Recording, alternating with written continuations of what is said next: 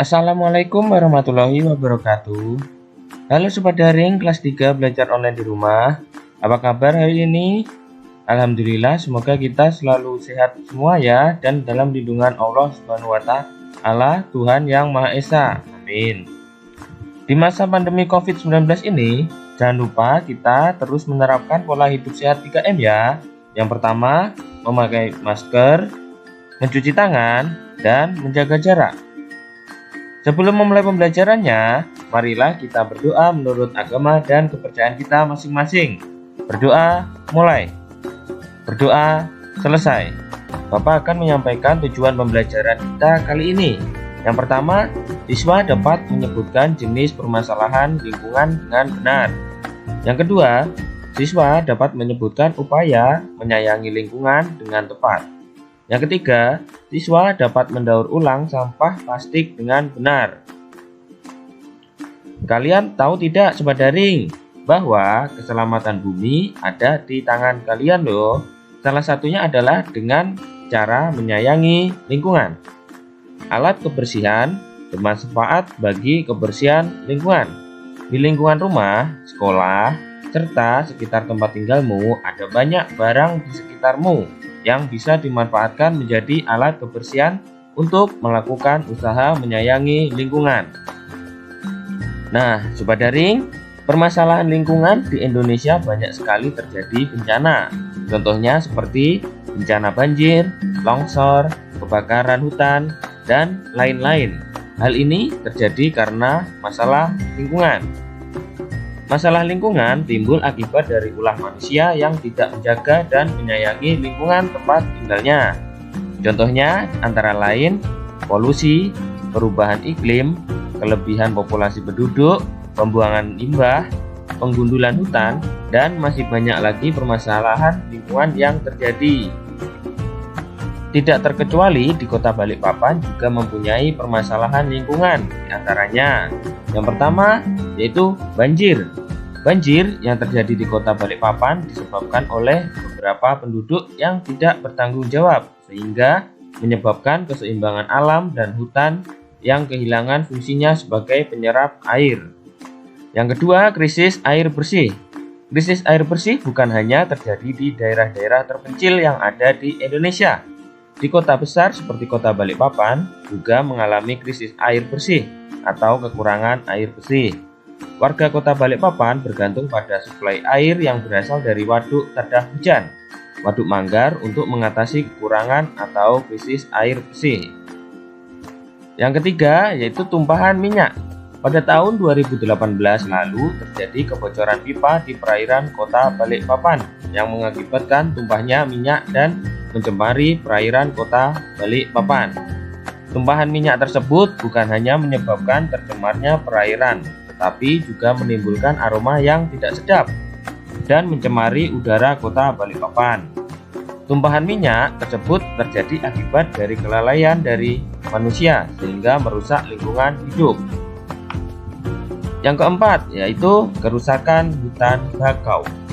Kota Balikpapan cukup terkenal dengan daerah-daerah yang mempunyai hutan bakau.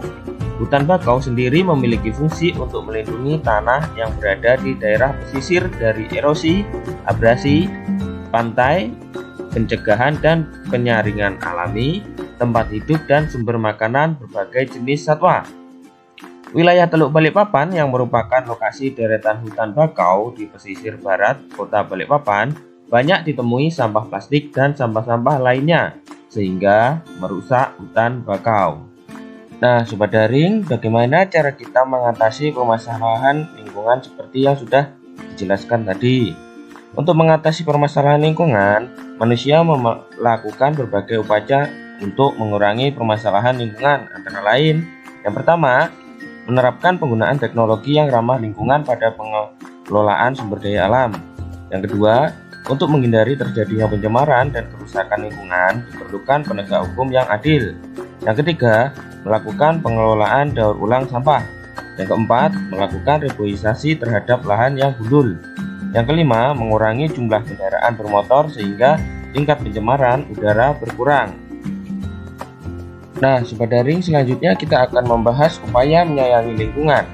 Upaya menyayangi lingkungan yang pertama yaitu melestarikan lingkungan biotik dan abiotik.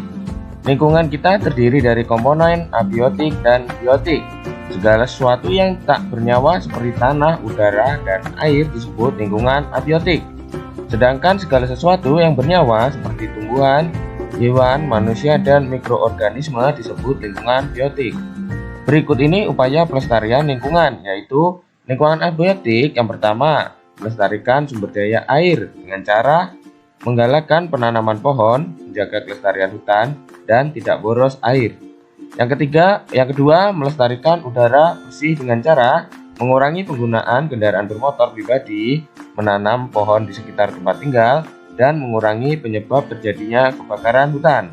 Yang ketiga, melestarikan kesuburan tanah dengan cara memupuk tanah, mendaur ulang sampah plastik, dan mengelola lahan yang tandus.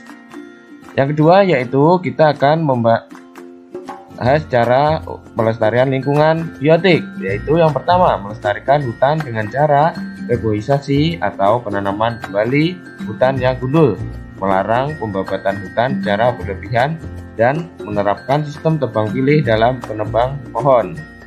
Yang kedua, melestarikan flora dan fauna dengan cara mendirikan cagar alam dan suaka marga satwa, melarang kegiatan pemburuan liar, dan menggalakkan kegiatan penghijauan.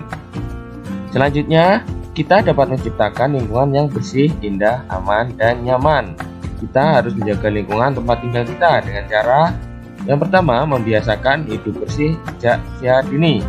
Yang kedua, membuang sampah pada tempat dengan cara memisahkan sampah sesuai jenisnya. Yang ketiga, mendaur ulang sampah plastik. Dan yang terakhir, membuat pupuk kompos yang berasal dari sampah daun kering.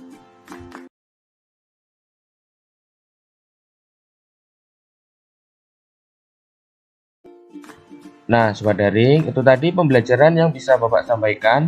Semoga bermanfaat dan mudah dipahami ya. Sampai ketemu di video selanjutnya. Wassalamualaikum warahmatullahi wabarakatuh. Terima kasih sudah menonton video ini. Jangan lupa subscribe untuk menunjukkan dukungan kamu kepada channel aku ini.